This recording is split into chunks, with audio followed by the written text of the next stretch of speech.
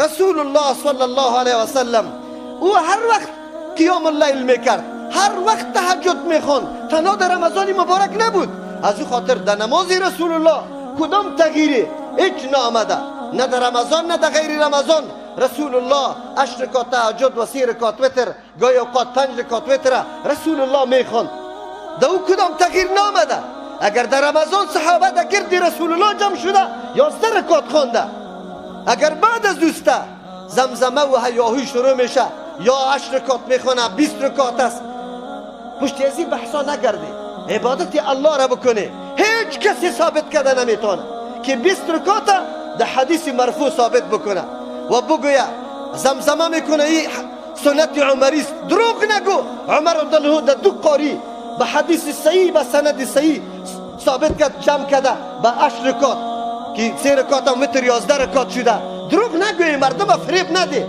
ما تنها از شما تقاضا میکنیم که عبادت الله را بکنی، ریا نکنی، سمعت نکنی، ایره نکنی. عبادت الله را که واقعا در او عاجزی و خشوع باشه. مساجدتان به چه قسم عبادت میشه؟ او مسلمانا، چه قسم ختمه را شما میکنی؟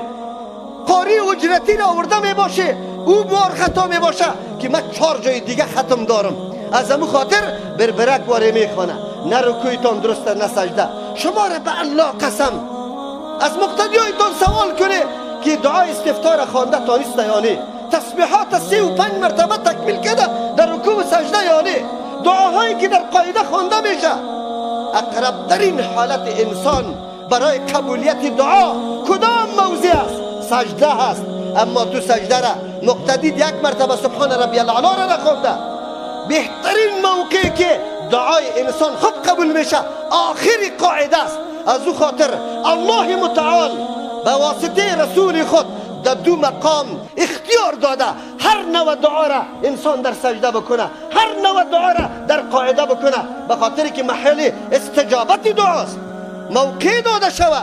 اما شما ملاها این مردم از این فضایل خبر نکرده.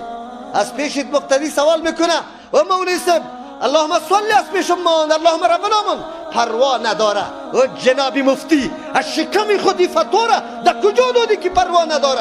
کدام وقت رسول الله همینطور نماز خوانده؟ یک صحابی، یک تابعی، یک تابعی همین قسم نماز خوانده که دعاها را نخوانده باشه؟ خود تو ملا یک روز پیش میشی. نکو.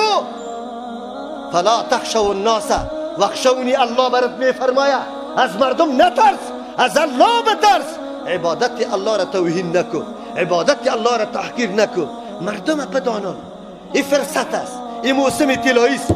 وقت و عمر انسان خزانه است، صندوقچه است. چه چیز در هر روز دو میگذاری؟ طلا را میگذاری یا نقره را؟ این عمر است تو مانده رایستی، یک روز همی صندوقچه پس میشه. عمر انسان صندوقچه است. چه چیز در او مانده رایستی؟ اهانت با نماز و عبادت الله، یعنی که تعظیم به نماز و عبادت الله. افسوس است. ای کاش که این فرصت و این اهمیت میدانستن که میفهمیدن که عبادت الله به کدام سیستم میشه. ما باز میگم که شکر الله را زیاد بکشیم. ما نالایقا را الله متعال همین قدر موقع داده که ما عبادت الله را به وجه درست بکنیم. یقینا این تقسیم الله است، به هر کس نصیب نمیشه.